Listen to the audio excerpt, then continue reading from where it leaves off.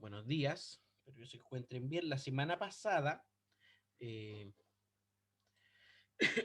perdón, quedamos en que los grupos que faltaran por exponernos la semana pasada iban a hacerlo hoy, ¿ya? Eh, que son, tengo el grupo 2, el grupo 3, el grupo 7 y el grupo 9, ¿de acuerdo? Tengo entre los participantes, espérame que el chat lo voy a quitar para ver mejor a quienes están. Eh,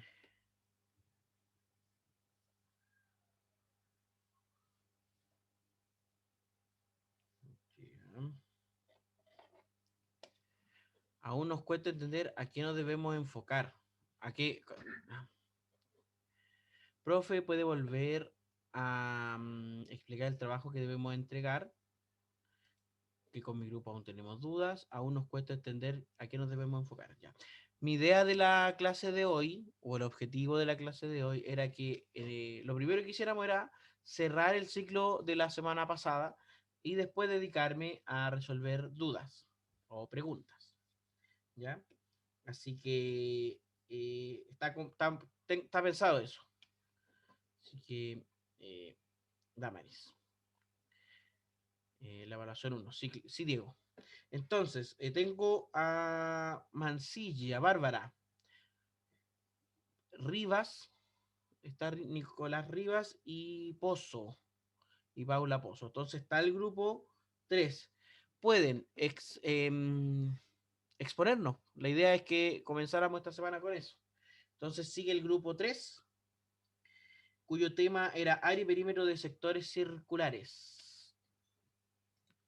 El espacio, el tiempo y nuestra atención es todo suyo.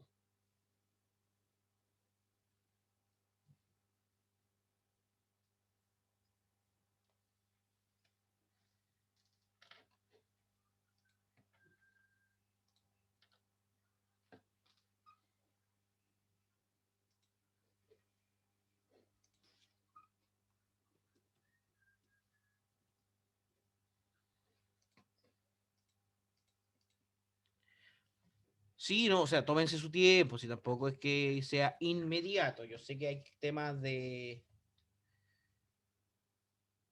técnicos que resolver antes. Así que paciencia, todos somos pacientes aquí. Todos somos o queremos ser profesores, así que si no somos pacientes, no lo vamos a pasar muy bien en el aula.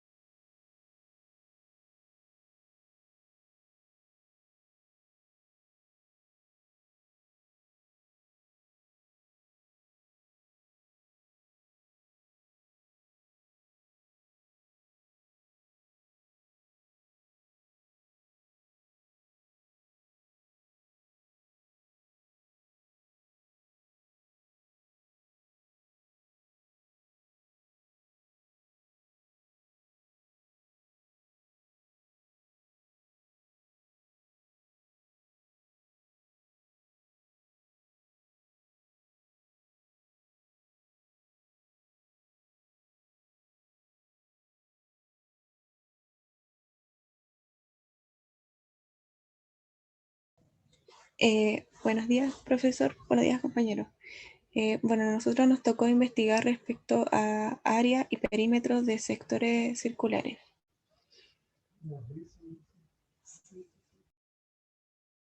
¿Estamos todos escuchando? Si lo pueden cambiar, por favor. Bueno, nosotros el objetivo principal era que tuviéramos que investigar respecto al tema y buscábamos reconocer cuáles eran los factores que los estudiantes tenían respecto a la unidad de área y perímetro de sectores circulares, y eso nos ayudó a tener alguna visión donde podíamos enfocarnos en que los problemas que más se repetían eran los que más debíamos trabajar.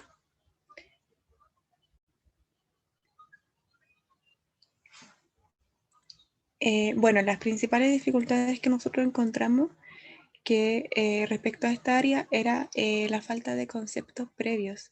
Generalmente los estudiantes tienen uno y que otros conceptos, pero como que siento que sentimos que faltaba más información respecto a ellos. No sé, cosas básicas que quizás uno deduce que deberían saberlos, pero no lo saben. Otra cosa que también nos pudimos dar cuenta es la poca contextualización de los conceptos por esto mismo, porque generalmente no se le mencionaban algo, por ejemplo, sobre área y perímetro, pero no le preguntaban, por ejemplo, si querían calcular el área en algún tipo de figura, por ejemplo, no sé, de dos dimensiones, tres. Entonces hay cosas que a ellos les faltaba que pudieran entender para luego entender cuál era el área y el perímetro. Además, la falta de comunicación entre el estudiante y el docente. Generalmente los estudiantes siempre tienen ese miedo de preguntar y creer que lo que están preguntando como que les da miedo porque se van a burlar, como el miedo, como vergüenza. Generalmente eso es lo que le pasa a los estudiantes.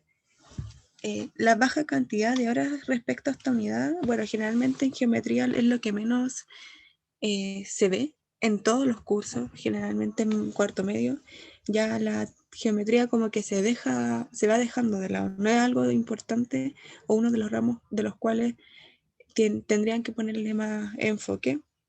Y por último, los docentes generalmente ocupan los recursos, bueno, al día de hoy están un poco más familiarizados con el tema de la tecnología, con aplicaciones para poder explicar, pero siento que igual a los docentes les falta como que puedan aprovechar esas herramientas que tienen en el área de la matemática, sobre todo en recursos tecnológicos, mucho más tecnológicos, que como le digo, ahora al día de hoy se han adaptado más, pero casi por obligación, no es porque ellos hayan querido aprender a, por ejemplo, a dar clase online. Todos hemos estado adaptados prácticamente por obligación.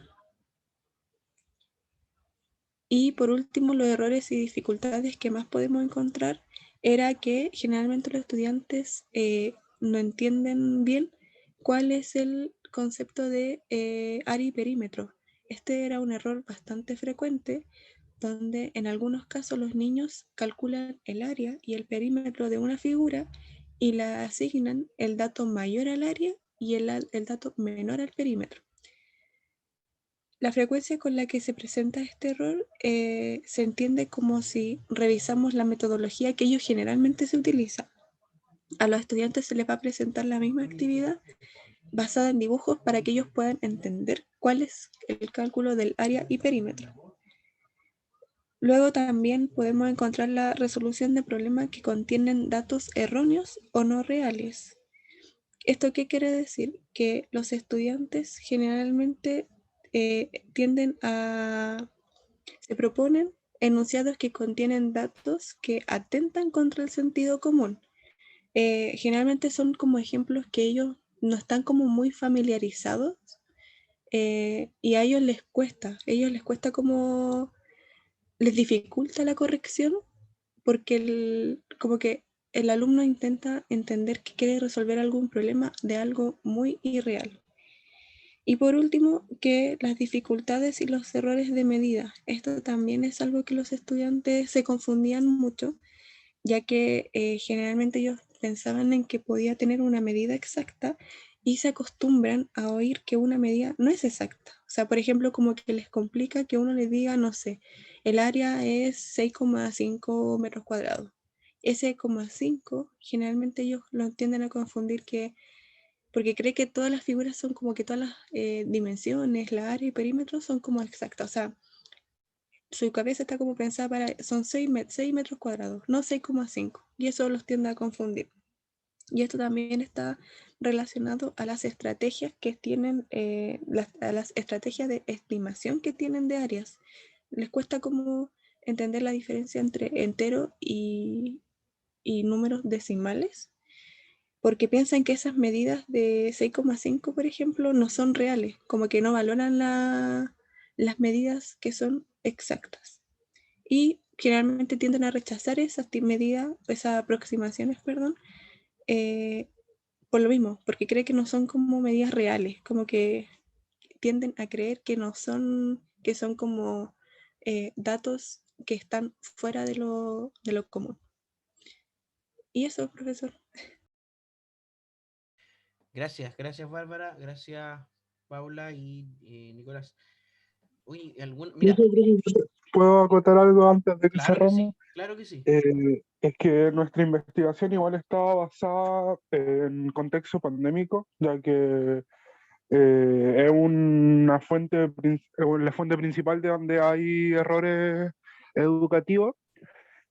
Quisimos analizar esta unidad y nos dimos cuenta que, claro, la falta de preparación docente igual queda claro, sobre todo en el área de geometría, ya que generalmente los estudiantes están acostumbrados a ver la figura, asimilar la fórmula y luego desarrollar ejercicios. ¿Qué pasa? Con el bajo manejo de recursos didácticos de los docentes, se ha agravado más el problema, ya que la inferencia que hacen los estudiantes son inferencias inválidas, dado que, claro, ellos entienden la unidad de una forma, pero al no verla concretamente y al tener una baja comunicación con el docente, esta unidad se ve mermada y no se desarrollan los contenidos necesarios dentro de la unidad. Igual dentro de la gran mayoría de las unidades, en conjunto con los compañeros que han presentado anteriormente, se ha presentado también una falta de contenidos previos. Eso igual se tiene que trabajar como docente, ya que uno tampoco puede dar por sabido todo, claramente, pero generalmente hay conceptos que uno como docente piensa que el estudiante tiene inculcado, pero en algunos contextos no es necesariamente así. Y es por eso que hicimos esta investigación, porque queríamos entender más o menos en qué posición están los estudiantes dentro del área de geometría. Como habían dicho anteriormente, hay muy pocas horas de geometría y es por eso que hay tantas fallas en esa área. Ya. Gracias por esas precisiones, Nicolás. Muchas gracias. Yo quisiera destacar lo que hablaban ustedes sobre la falta de comunicación, la vergüenza. Quizás se refería, aquí lo anoté, quizás se refería al tema de clases no presenciales. De hecho, mencionaron el tema de pocos recursos didácticos. Yo creo que se refieren a pocos recursos tecnológicos que se utilicen de forma didáctica. Ya que será la dificultad que nos estaban mostrando. Y ante el tema de la falta de comunicación, de que algunos estudiantes no responden por vergüenza, ¿eso lo leyeron? ¿Es una apreciación personal? Eh, ¿Es una sensación? ¿Es una vivencia? Un poco de ambas, profe. Creo que es algo como una experiencia, algo ¿Ya? que nosotros también nos damos cuenta y que también nosotros mismos somos a los que también nos pasa, que nosotros también somos estudiantes. Ya, o sea, sí, pues, uno lo ve aquí que a veces cuesta que la gente responda y seguramente es porque hay un recelo. Perfecto. Sí, eso, Profe, sí, es que además sobre este tema era muy poca la información que pudimos encontrar, así que igual íbamos analizando y poniendo cosas de nosotras más que nada. De acuerdo, sí. No, lo que quería mencionar es que igual eso hay que dejarlo claro. O sea, hay un área o una parte de lo que usted dice que corresponde a experiencias y a apreciaciones personales, y otra área que corresponde a evidencia. ¿Ya? Seguimos. No sé si tengo a grupo 5 González Núñez Zúñiga. A Sí, ver, profe. ¿sí? ¿Siguen ustedes, les parece? Sí. Genial, maravilloso.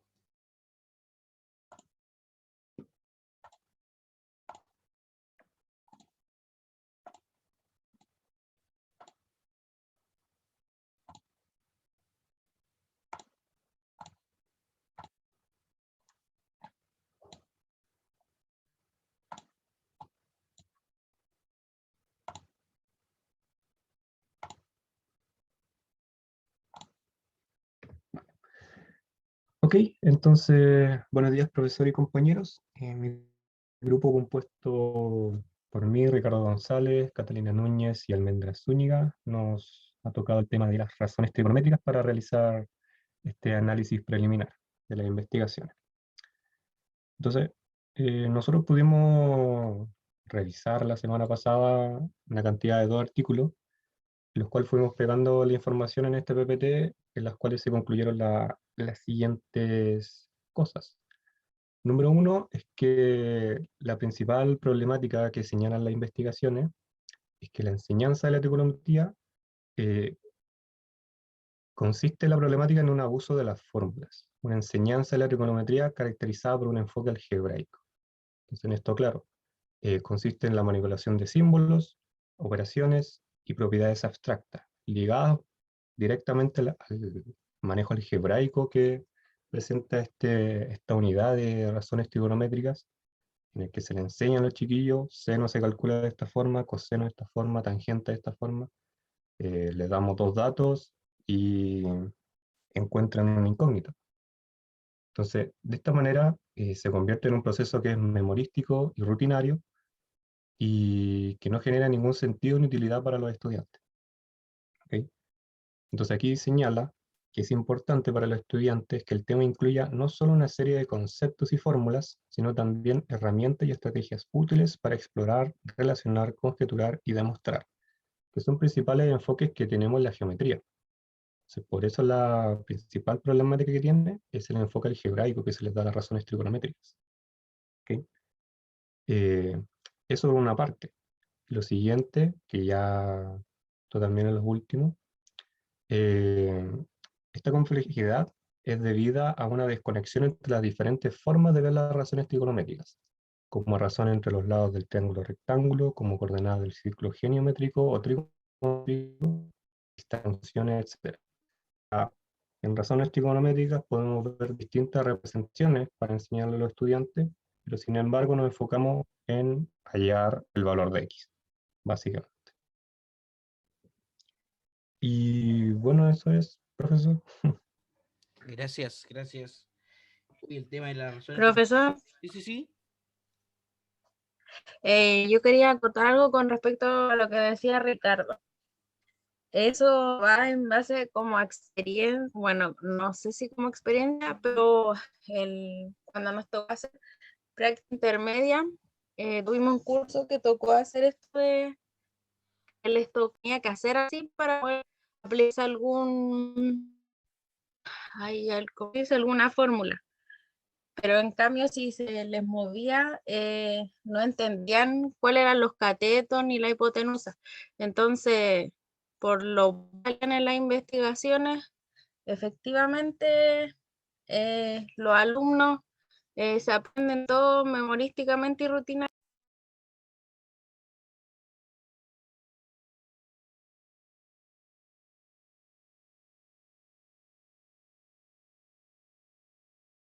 Parece que dejé de escuchar lo que estaba mencionando la compañera.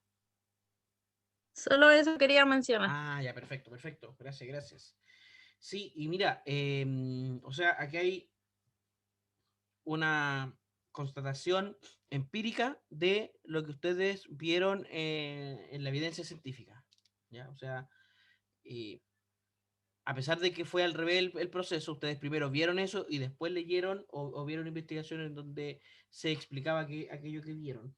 En términos de socioepistemología, que es uno de los marcos teóricos que vamos a estudiar, a estos procesos se les llama aritmetización de la geometría. Un excesivo interés por el cálculo de medidas en geometría. En el caso de la trigonometría, el cálculo de lados de un triángulo, y ahí el gran problema que ocurre con la trigonometría es que si uno define a partir solamente del triángulo las razones trigonométricas, ¿qué sentido tiene entonces, por ejemplo, calcular el coseno de un ángulo recto? Si con dos ángulos rectos tú no puedes formar un triángulo rectángulo, o de un ángulo de 100 grados. No puedes formar un triángulo con un ángulo de 100 grados, o de un ángulo negativo, o de un ángulo de, no sé, de 200 grados. Entonces se despoja la trigonometría o muchos otros conceptos matemáticos, se les despoja de conceptos o de argumentos de construcción no solo válidos, sino que también muy importantes para dicho concepto. Muchas gracias, Ricardo Catalina Almendra. Seguimos con grupo 9. Función lineal y afín, con Rodríguez, Reyes y Sepúlveda. Rodríguez, Reyes y Sepúlveda.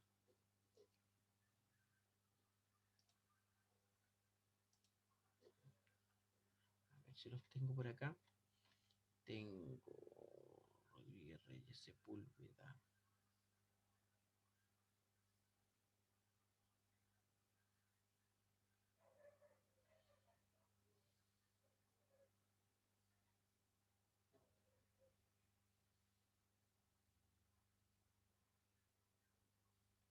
Parece que no tengo ninguna persona de este grupo. Ya.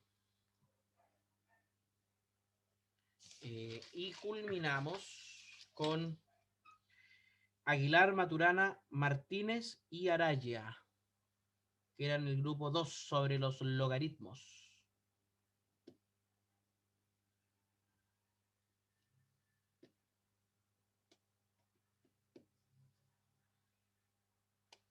No sé si tengo a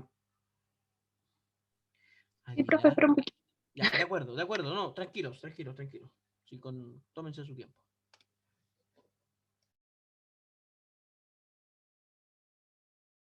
Ahí ustedes me avisan cuando están listas.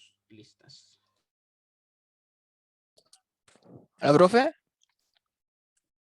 ¿Sí? ¿De poner más? El PPT la semana pasada lo había enviado, se lo podía presentar. Ya, lo Se lo envió al descargo. aula. Lo descargo, pero Ya. dame un minuto. Ya. Y lo descargo. Son las 9. Si antes de las 9 con un minuto no lo descargo, castigo para el profe.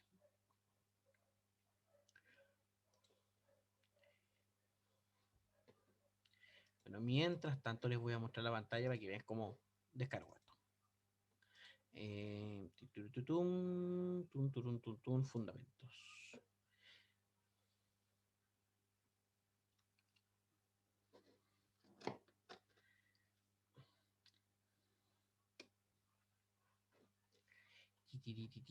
Tareas y talleres.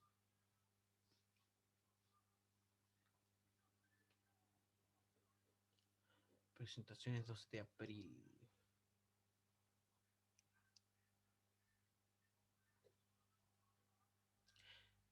Todos los grupos, bueno, casi todos. Tengo 8 entregas y son 10 grupos. Entonces, en la entrega, ¿de quién tengo que descargar? ¿De Araya? ¿Digo Araya? Sí. Ya.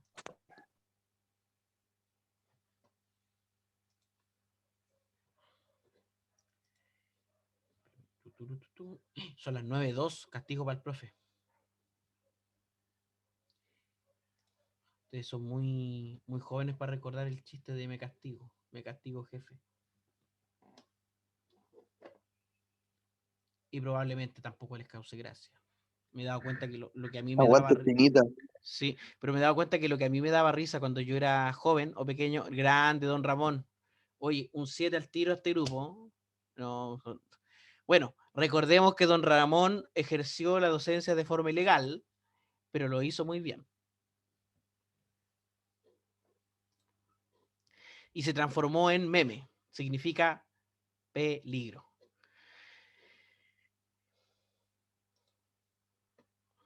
No sé si a alguno de ustedes que siguen el canal te lo resumo así nomás. Ok, Polilla. Ok, Polilla, son preguntas que no tienen respuesta. Bueno, quienes siguen ese canal notarán o se habrán dado cuenta que el alma de la serie El Chavo del Ocho era don Ramón. Sin él, todo se desarmó. Ya, pero dejo a Damaris, Diego, Rodrigo y Valeria.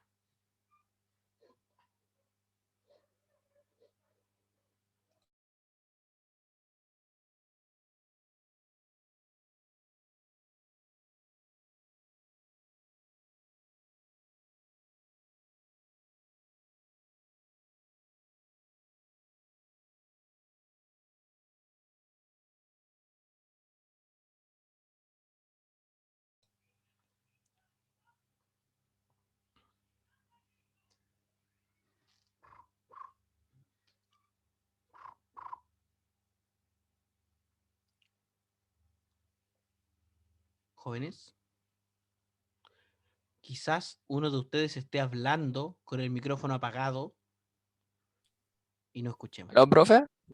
Sí, ahí escucho yo. ¿Puede avanzar la diapositiva? Ya. Ya, para comenzar entre las primeras dificultades, o sea, igual mucho, ¿cómo se dice? También nombraron los conocimientos previos, pero por ejemplo, lo que suele suceder cuando recién se inicia la materia de logaritmo es la mala interpretación del concepto o el lenguaje del logaritmo, porque el hecho de pasar siempre de suma, multiplicaciones, divisiones, solo conceptos numéricos, pero cuando ingresa al logaritmo los alumnos suelen confundirse de una, sino sea, qué significa esto, ¿cómo se dice? Las partes del logaritmo, qué significa tal cosa, cómo asocio este dato que tiene el logaritmo con el otro. Ese es como uno de los primeros problemas que surgen.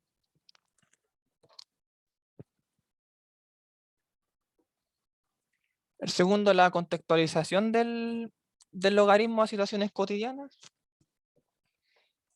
En sí, por ejemplo, por lo general siempre suele usarse el típico ejemplo de, no sé, cuando hay una plaga o algo así, o un virus comienza a expandirse de forma exponencial o logarítmica, por ejemplo, respecto al tiempo o respecto a la cantidad, por ejemplo, el doble o el triple, pero son como los ejemplos más genéricos que existen.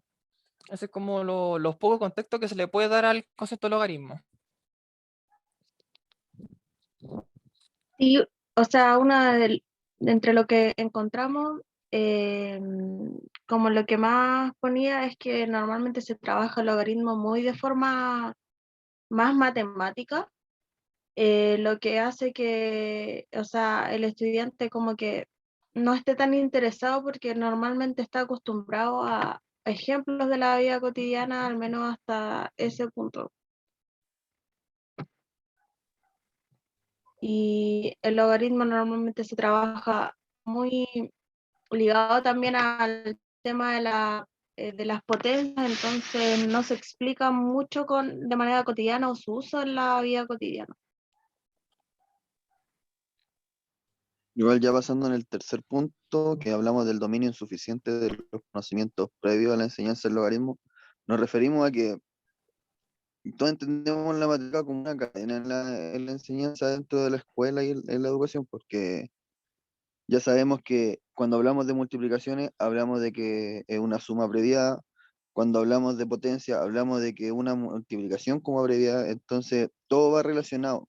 Y al referirnos que es un dominio insuficiente de los conocimientos previos, nos referimos a que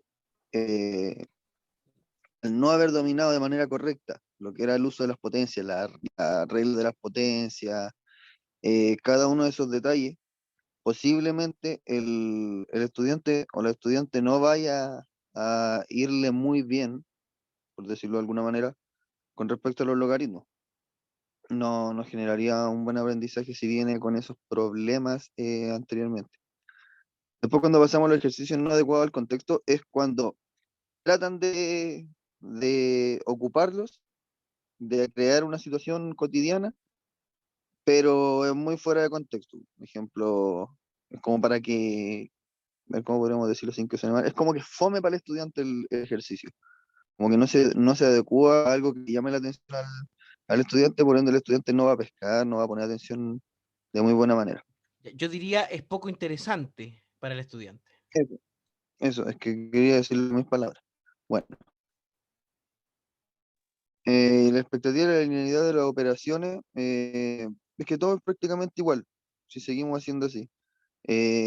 Como no va cambiando mucho, como que no evoluciona la explicación y prácticamente muchos aprendimos de la misma manera lo que era el concepto de los logaritmos en el colegio.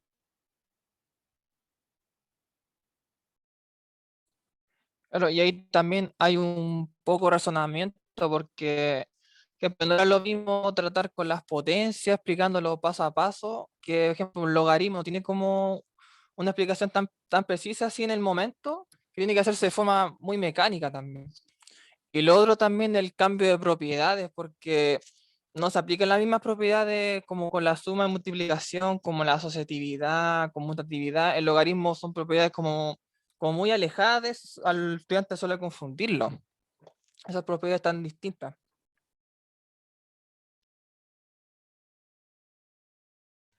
De acuerdo, oye, hay harto tema. A ver, me dicen aquí ustedes que les costó encontrar, pero hay harto tema aquí, hay hartos puntos. eh, Se repite en casi todos los ejemplos el tema de la poca contextualización y el dominio insuficiente de los conocimientos previos. Yo destacaría, además de aquello, la interpretación del lenguaje en términos netamente numéricos. Bueno, ahí está el artículo que leyeron los compañeros. Expectativa de linealidad en las operaciones, también es muy bien explicado. El tema de los logaritmos es un claro ejemplo de cómo, sin darnos cuenta, porque es un tema que de pronto toma décadas o siglos, en la enseñanza hemos ido dejando de lado ciertos argumentos de construcción de los contenidos matemáticos que podrían ayudar a contextualizar las cosas. Entonces, por ejemplo, uno cabe preguntarse ante esto, ¿por qué la humanidad tuvo la necesidad de crear un concepto llamado logaritmo con las propiedades que tiene? ¿Por qué? ¿Cuál fue el objetivo principal? Por ejemplo, hay una aplicación del logaritmo a los sismos. No sé si acaban de sentir el sismo que acaba de ocurrir y los de ayer. Sí, profe. No, pero de que estuvo bueno, estuvo bueno. De que estuvo bueno, claro. Como usted sabe lo que dicen. Lo que es bueno, es bueno. Sí, lo que yo, bueno, yo estuve viendo. De hecho, aquí me están preguntando si sentí en mi casa el sismo. Yo dije, mira, yo en clase no dije nada porque estaban exponiendo unos estudiantes y no quise interrumpirlos. Vivo cerca de donde fue o sea, más cerca que la gente que vive en Santiago, de donde fue el epicentro de los 3 sismos de ayer. O sea, de los 2 de ayer y el de la mañana a las 7. Y si vuelve a ser ahí cerca de Navidad, donde fue el epicentro del terremoto del año 1985, yo ya me estaría entrando a preocupar, porque puede que esté la Tierra moviéndose y que de pronto se libere una cantidad de energía que debe ocurrir. La teoría de la tectónica de placas dice que cada cierto tiempo, en los lugares donde las placas tectónicas chocan, y nosotros sabemos que aquí la placa sudamericana y la placa del Pacífico y la placa de Nazca, que está en el norte, chocan constantemente. La placa del Pacífico hundiéndose bajo la placa sudamericana, lo que genera nuestras altas y hermosas montañas de la cordillera de los Andes, pero en algún momento eso puede que libere una cantidad inusitada de energía, y ante eso, jóvenes, yo les recomiendo que se hagan un examen de conciencia y se digan a sí mismos, ¿le tengo miedo a los temblores? Si estuviese yo en una clase con jóvenes de primero medio o de octavo básico y nos atrapa, bueno, me acaban de avisar de que el epicentro fue nuevamente cerca de la localidad de Navidad, que queda donde desemboca el río Rapel. No, pero este fue el de las 7. Ya. ¿Qué haría yo en ese momento? 5,5, no broma, jajaja, salgo corriendo, dice Valentina, sí, salgo corriendo. En el colegio yo dirigía la evaluación de mi sala. ¿Ve, Sofía? ¿Ve? Sofía es como el lomo liso, no tiene nervio. A mí me tocaba, cuando yo estaba 100% en el colegio, o sea, hace unos 4 o 5 años atrás, y tenía todo mi horario en el colegio, del pasillo donde yo estaba, del piso donde yo estaba, me tocaba dirigir la salida, porque si bien debo admitir que me asustan los temblores, la verdad es que logro Operación Daisy. Bueno, ahora se llama Operación Cooper, ¿cierto? Ahora, o sea, a pesar de que me dan miedo, logro mantener la calma, y bastante. Y me tocó en 2 ocasiones, mientras estaba con estudiantes, vivir un sismo. El primero estaba en un primer piso, con alumnas de un cuarto medio. Hubo obviamente, yo trabajo en un colegio femenino, hubo obviamente la desesperación que cualquier persona puede tener. Además que la directora del colegio era colombiana en esa época y no estaba acostumbrada a los temblores, entonces ya la directora del colegio le tenía pánico, entonces eso nos ayudaba mucho a que nosotros calmáramos a nuestros estudiantes, porque si la directora ya estaba gritando que no íbamos a morir todos, imagínate cómo calmar a las chicas. Y en la segunda ocasión estuve en un segundo piso, les pedí a las estudiantes, porque había muchos vidrios cerca, que se pusieran debajo de su mesa y se afirmaran en caso de que si se desprendía un vidrio o si alguna iluminación del techo se desprendía, no les cayera en la cabeza. Pero una de las estudiantes huyó por la ventana, porque como no las dejamos salir corriendo mientras se está moviendo la tierra, porque es muy peligroso, no encontró nada mejor que saltar la ventana. Me sorprendió la agilidad de esa chica. Chicos, les agradezco muchísimo porque, bueno, no, a Rodríguez Reyes y Sepúlveda parece que, profe, disculpe, nosotros no presentamos, quizá nos nombró Sofía Bedwell. No, Sofía, me parece que ustedes... Ah, grupo 7, Maldonado, Bedwell, Zaperas y Vega. Sí. No, no los nombré, no los había nombrado. Siguen ustedes. Y Ruiz. Profesor, acá estoy Rodríguez. Tengo mis 2 compañeros que no están. Yo estaba en práctica recién, disculpe. Ah, no, ya. Sebastián Rodríguez, ¿cierto? Sí, Kiviana también está en práctica y Jason no sé qué problema tuvo hoy de la mañana. Sebastián, no te Dígame. disculpes, la práctica de nosotros hay 2. Ningún problema tampoco, Sofía. Para mí, o sea, yo creo que la práctica es más importante que los cursos. Y a veces los horarios de práctica no se pueden conciliar con los horarios de asignatura, así que entiendo eso.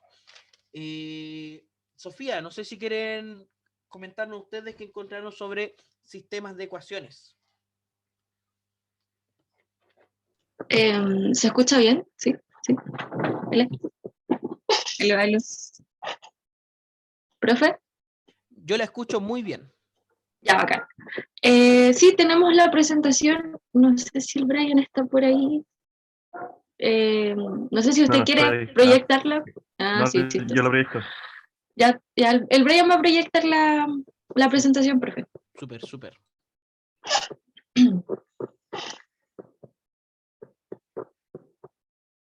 Ok.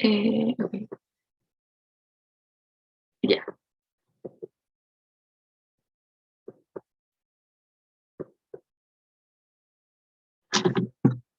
bueno, nosotros nos tocó sistema de ecuaciones.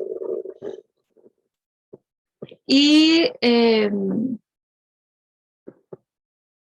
eso. ¿Parto yo, Sofía? Sí, parte tú.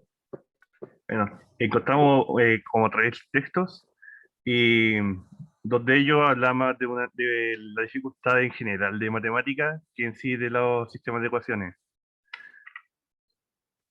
Onda, eh, está el tema de la dificultad asociada a la complejidad de los objetos matemáticos, asociada a los procesos de pensamiento matemático, al proceso de enseñanza y actitudes afectivas emocionales. Y al respecto de lo que están sobre sistemas de ecuaciones, está el tópico que está aquí es que omiten información que no está explícita en el enunciado. Onda, les complica identificar cuando un objeto termina siendo una variable o cuando termina siendo una constante. Y debido a esto también deciden erróneamente las variables. O también pueden realizar pasos innecesarios a la hora de resolver un sistema de ecuaciones. Y aparte de esas dificultades, también nos da algunas sugerencias, como enfatizar la estructura algebraica y su relación con el contexto. La implementación de actividades que permitan hacer una buena revisión de conocimientos previos e introducción al lenguaje verbal algebraico.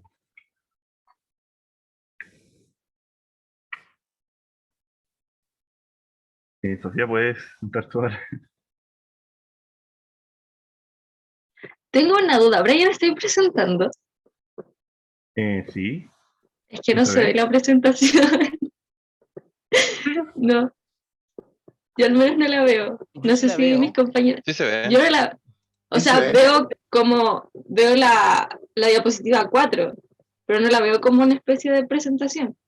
Ah, no ha hecho la presentación o sea, el compañero nos está mostrando las diapositivas, pero no la presentación.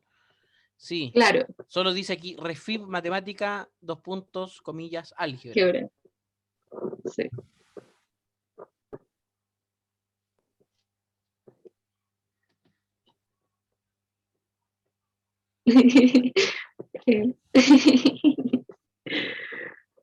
Bueno.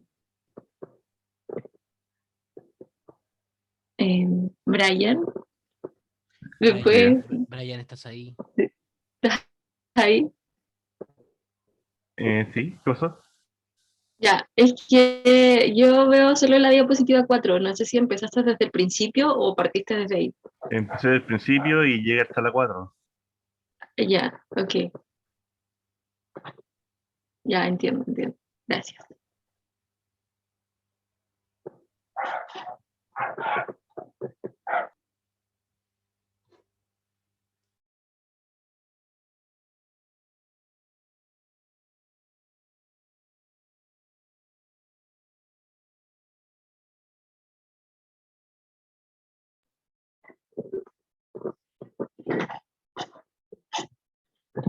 Ya, bueno, en esta diapositiva, que está ahí, y se ve. Aquí se ven las dificultades y errores asociados al trabajo con las ecuaciones, que podría ser como no reconocer las variables de un problema, que es como muy frecuente según las lecturas que utilizamos y analizamos. Hay un problema con la comprensión de la lectura también. Siempre hay problemas cuando se generan como problemas contextualizados. O sea, que conlleva estas tres dificultades que salen aquí, que es como la descripción del problema, el no reconocer las variables y el uso variado del igual. Y se presentan estos dos ejemplos. El primero dice, completa el espacio con el número que corresponde en esta operación, que sería 8 más 4 igual, rayita, más 5. Se obtiene respuestas erróneas como 12 o 17, que corresponden a los resultados.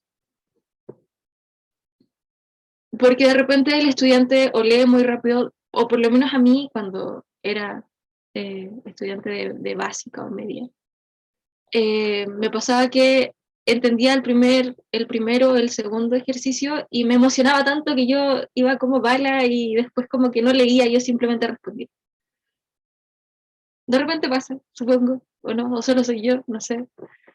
Pero bueno, el ejemplo 2 dice lo siguiente: la mamá de Manuel tiene 30 años, Manuel tiene 4 años más que un quinto de la edad de su mamá. Encuentra la edad de Manuel. En esta, obviamente, se puede generar una confusión debido a que es difícil para el estudiante a veces reconocer las variables.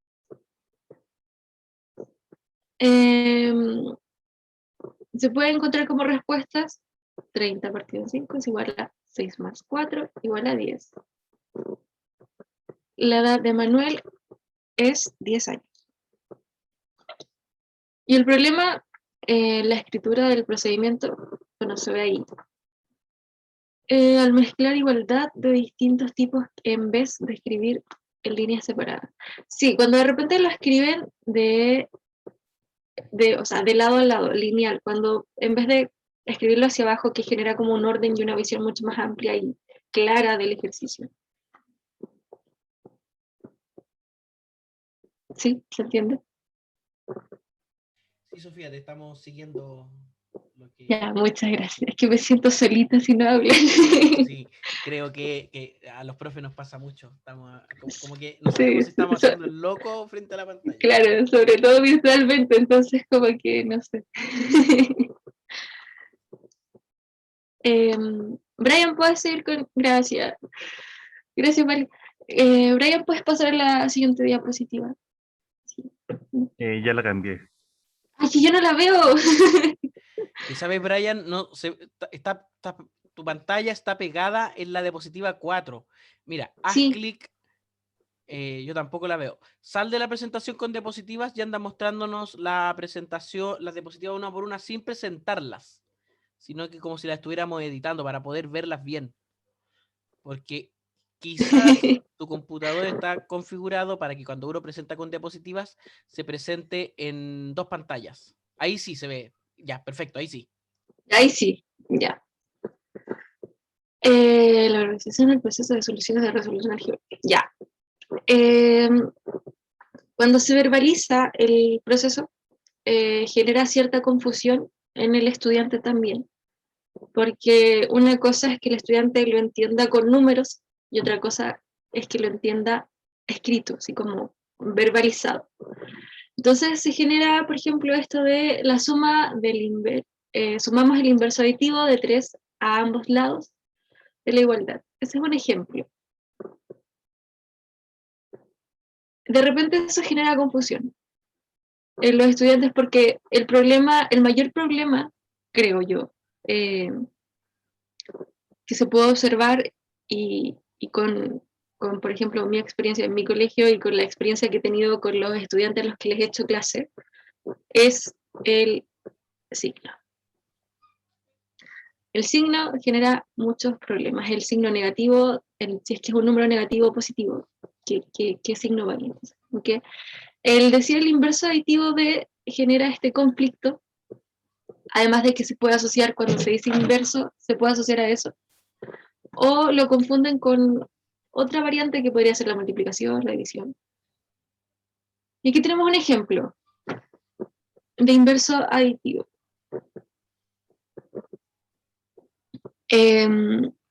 Ejemplo, 2x más 2, o sea, menos 2, perdón, igual 1. La respuesta es, dicen que es menos 2. Pero no es menos 2. ¿Cierto? Claro. Entonces aquí, aquí se ve claramente un problema de entendimiento con respecto a lo que es el inverso aditivo. Siguiente, no comprenden el procedimiento formales de resolución algebraica.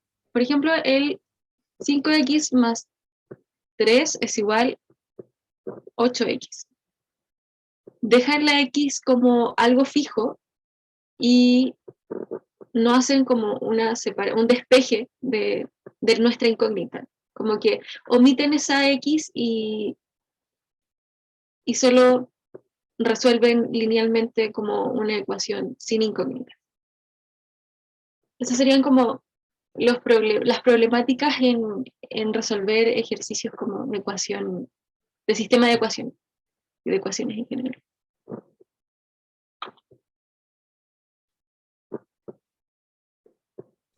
Gracias, Sofía. Bien, o sea, en general la resolución de ecuaciones genera muchas dificultades. Sí.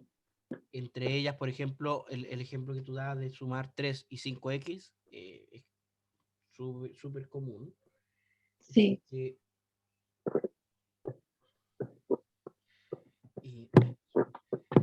se presentaron varias dificultades que ustedes reportan aquí o que ustedes reportan a partir de la lectura. Si se van repitiendo algunas cosas respecto al contexto, a la comprensión, y en el caso de las ecuaciones hay un interés excesivo en la denotación de algunos conceptos, como por ejemplo el decirle a un estudiante muy pequeño que lo que tiene que hacer es sumar el inverso aditivo del 2, por ejemplo. En eso, en niveles más bajos, digamos, niveles en el sentido de año escolar, no niveles de aprendizaje, ni mucho menos. Pero en cursos más pequeños, esa es la palabra correcta, cuando se está empezando a resolver ecuaciones por primera vez, quizás lo mejor es que los estudiantes busquen estrategias para despejar una variable en vez de estar preocupado de, mira, aquí vamos a restar, a sumar el inverso aditivo y luego vamos a multiplicar por el inverso multiplicativo de la... Claro, evitar un poco el tecnicismo.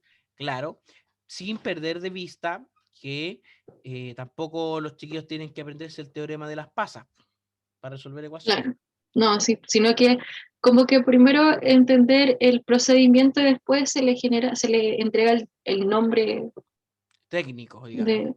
Claro. Perfecto. ¿Saben cuál es el teorema de las pasas? ¿Nunca lo han usado? Yo creo que todos hemos Pasa caído en acá, eso. pasa para acá, pasa para allá. Sí, ese pasa para allá, ese pasa para Sí. acá. Y claro, en términos de resolución de una ecuación, genial y resolverlo así de rápido. Pero en términos cognitivos, es importante entender qué es una ecuación y por qué se resuelven, cómo se resuelven. Porque ya, este pasa para allá, pasa restando, pasa sumando, pasa con la operación opuesta. Y de pronto tenemos potencias que a veces la operación que hay que aplicar es una raíz y en otras ocasiones la operación que hay que aplicar es un logaritmo. Entonces ahí el pasa para allá y pasa para acá pierde sentido en ese punto. Nos queda el último grupo, el grupo de Rodríguez Reyes y Sepúlveda. Acaba de ingresar la compañera Kidiana Sepúlveda y estaba, me parece, Sebastián también conectado. Sebastián Rodríguez y el señor Reyes parece que algo había pasado ahí. Así que cualquiera de los dos, el que guste. Presente inmediatamente. Démosle nomás.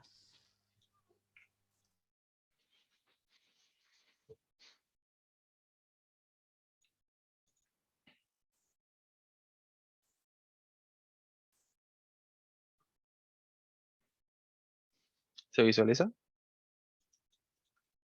Sí, se ve bien. Ya. Bueno, nosotros yo agregaría, disculpa, yo agregaría el nombre de la tercera compañera. No está ahí. Ay, no se guardó.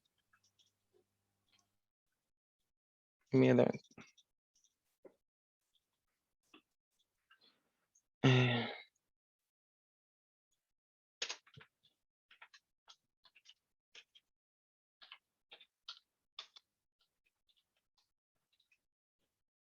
Ahí está.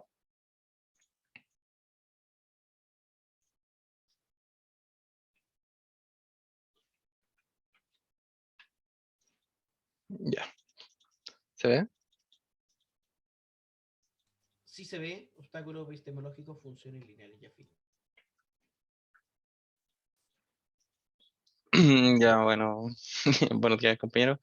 Vamos a presentar, bueno, los obstáculos epistemológicos de las funciones lineales y afines. Bueno, iniciamos con una breve, bueno,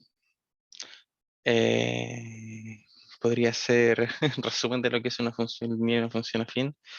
Entonces, nosotros tenemos que una función lineal, una función polinómica de grado 1, de la forma fx elevado a x elevado a n, donde a es un número real y n toma los valores 0 o 1. Puede variar. Bueno, y se llama lineal debido a que la representación en el plano es una línea recta que pasa por el origen. A diferencia de la función afín, se define de la misma forma, salvo que esta no pasa necesariamente por el origen. La única diferencia. Entonces, bueno, y dentro de esas diferencias igual podemos encontrar que tal vez pueda confundir o enredar. Yo creo que más de algunos, hasta hoy en día, tal vez no se sabe específicamente qué son las funciones lineal o afín específicamente. Entonces, vamos con los problemas. Los principales errores del aprendizaje de la función lineal en la categoría de error de cálculo. Bueno, tenemos la primera definición o el primer error, que sería al tener la fórmula de la pendiente se omiten los signos negativos. Porque cuando alguna de las coordenadas del par ordenado es negativo. O sea que en vez de tomar, por ejemplo, si tenemos 2, menos 1, no se usa el menos con menos. O sea, o el menos con menos simplemente se mantiene un menos y no pasa a ser un más. Tenemos el mal empleo de la ley de signos en la realización de las operaciones básicas. Otro error al efectuar operaciones básicas en el conjunto de los números reales son multiplicaciones, y error al multiplicar algoritmos, al aplicar algo relacionado a la resolución de ecuaciones lineales. Acá tenemos otro ejemplo.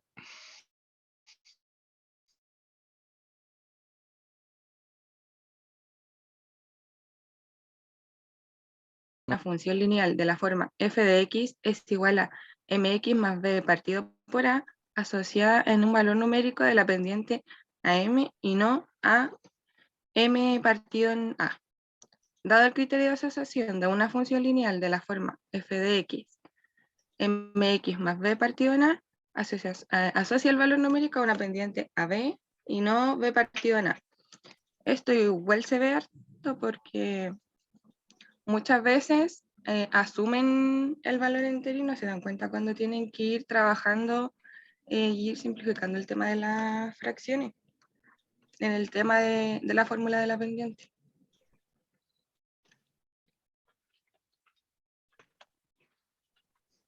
Dale a la otra.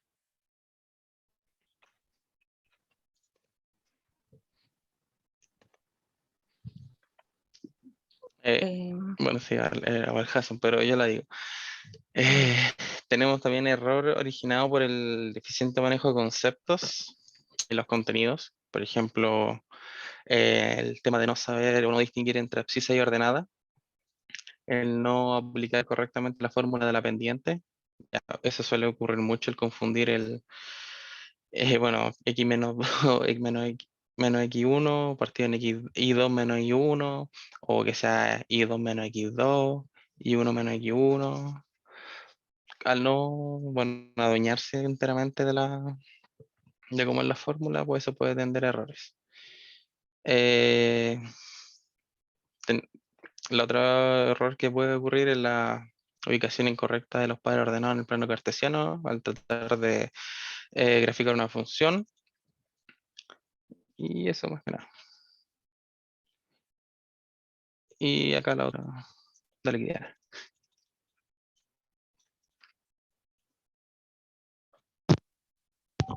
Ay, Kiriana. no había activado el micrófono, perdón, estaba hablando y no había activado el micrófono.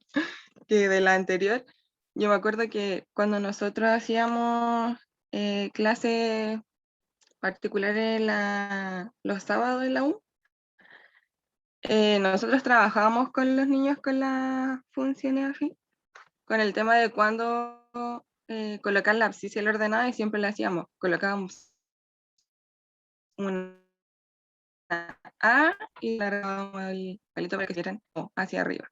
Entonces allí varios trabajándolo tenían menos errores cuando tenían que hacer la construcción del gráfico. Y ahora, errores originados por las deficiencias en el manejo de conceptos, contenidos y procedimientos para la realización de una tarea matemática. Al dar expresiones de la forma, no distingue cuál par ordenado pertenece al gráfico funcional de f, si A, B o B, A. No relaciona el signo de m, positivo, negativo o cero, con la monotonía de la función. No relaciona el signo b, positivo, intersección y de la representación gráfica. Error al homogeneizar fracciones en la reducción de sus acciones. Dado un problema definido en forma verbal, determina una expresión algebraica que modela el mismo, pero extrae conclusiones erróneas con base en él. Y dada la lineal, traza una parábola como su representación gráfica. La expresión en forma gráfica, una acción tomar en cuenta si el dominio de la misma es discreto o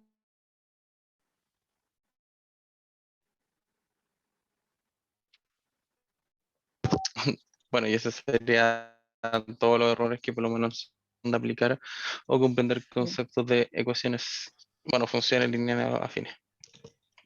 Gracias, chicos. Gracias. Aquí surge un caso o un ejemplo que surgió también en una presentación anterior respecto a la consideración que los resultados son exactos si el resultado es entero y que no es exacto. Ahí sí. Hay una relación con algo que habían presentado los compañeros y compañeras que nos hablaron del ariperímetro. Que los estudiantes tienden a pensar que si el resultado es entero, entonces es exacto. Y si el resultado no es entero, es decimal, por muy que este decimal sea finito o racional, entonces no es exacto. Y eso de pronto se puede llevar también a la confusión de si una raíz, por ejemplo, la raíz de 0,16 es exacta o inexacta.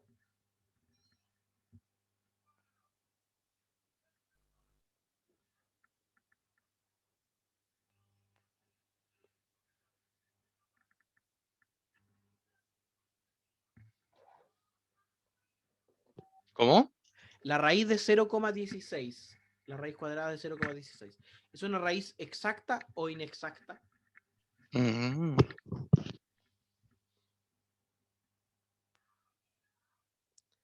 ¿Será una raíz exacta o una raíz inexacta? Entonces, cabe preguntarse cuál es la definición de una raíz exacta y una raíz inexacta. Y esas mismas confusiones que se dan con las raíces después se retoman cuando vemos geometría y se van a retomar cuando veamos álgebra. Entonces, son prácticamente errores que son transversales al proceso. Así que ese ejemplo que nos dan de las ecuaciones, por ejemplo, de que consideran que la pendiente es m y no m sobre a, es muy importante tenerlo en cuenta. Jóvenes, muchos de ustedes tienen dudas respecto al trabajo grupal. En este primer bloque estuvimos viendo cómo... estuvimos viendo las presentaciones que quedaron pendientes la semana pasada.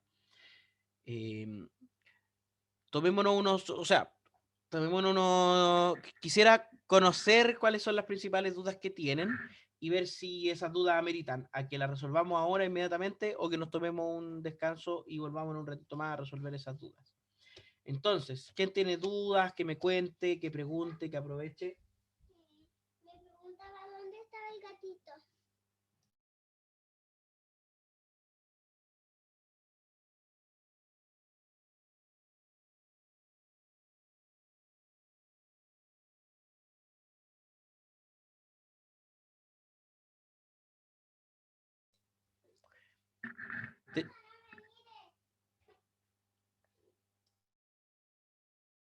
Me preguntaba si tenían dudas, preguntas respecto al trabajo, lo de la parte de la pauta donde dice las etapas e ingeniería didáctica. Ya, veamos esa parte. Evaluación 1, consigna. Aquí está la consigna. Y se las voy a presentar para que veamos. Profe, Sí, escucho. antes de que continúe, al parecer hay una compañera que está en espera para ingresar. A ver. Ay, sí, Catalina Núñez, gracias por el aviso. Gracias. Ya, gracias, profe. Al enfoque del trabajo. Ya, vamos, déjame ver primero la duda de Benjamín, luego la de Damaris.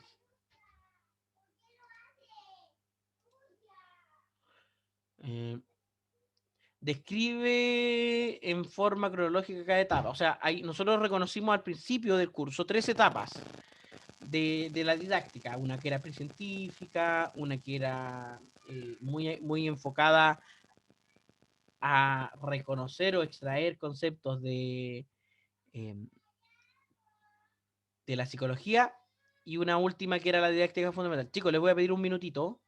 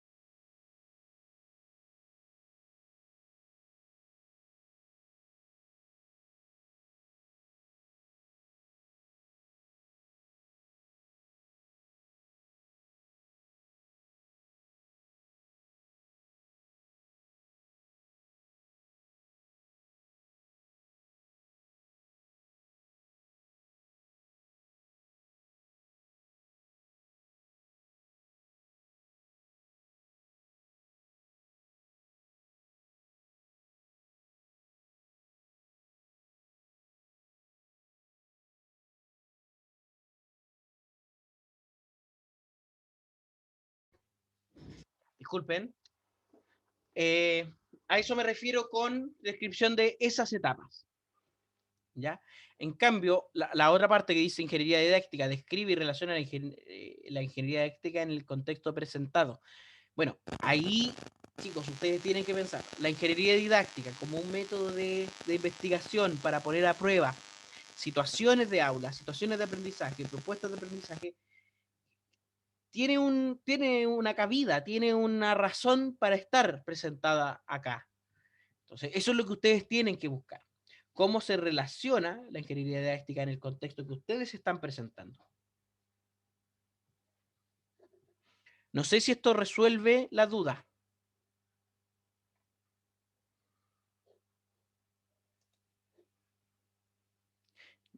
Damari dice, referente al enfoque del trabajo. Damari, me gustaría que me explicara un poquito mejor a qué se refiere con eso, o sea, el enfoque.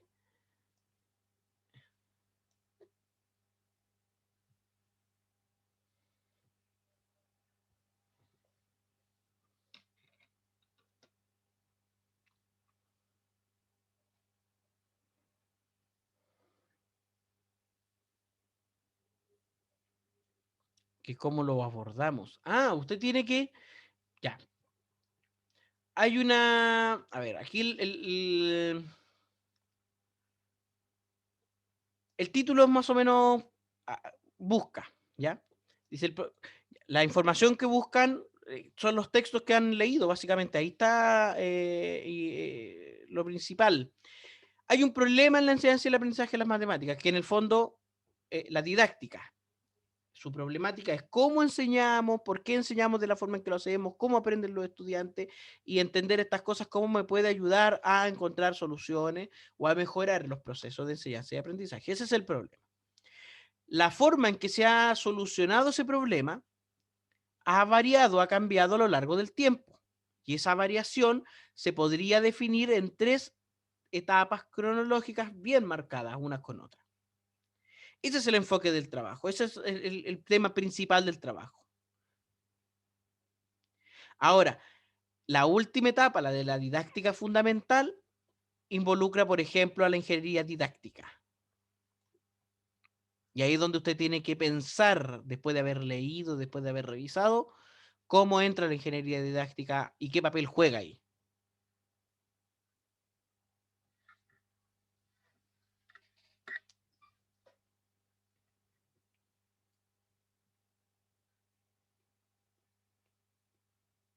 Exacto, basándose en las 3 etapas, sí.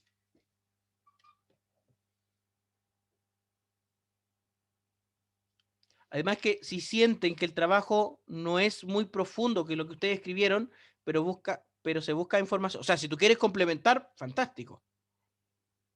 Y si tú buscaste información y eso te ayudó a complementar tu respuesta o tu trabajo, genial. ¿Ya?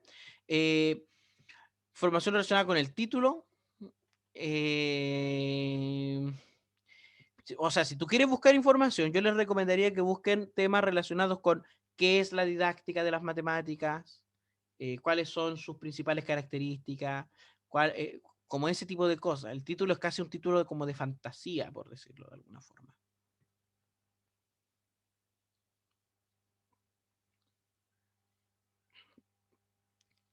Chicos, chicas, me voy a tomar un pequeño receso de unos 15 minutos. Yo a eso de las 10:05 o las 10:10 me voy a conectar a seguir. Puede ser el cómo se aprende. Claro, claro, sí, sí, Benjamín, sí.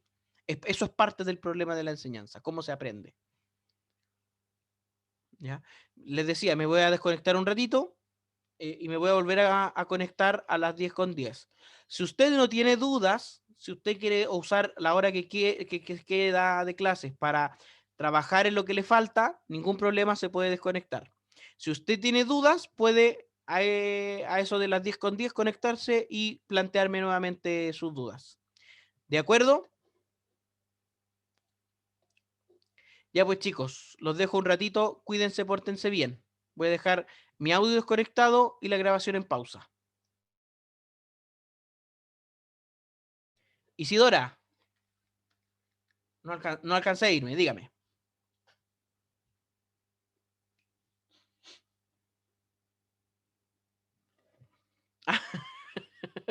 Ya. Cualquier cosita en un ratito más. Vale.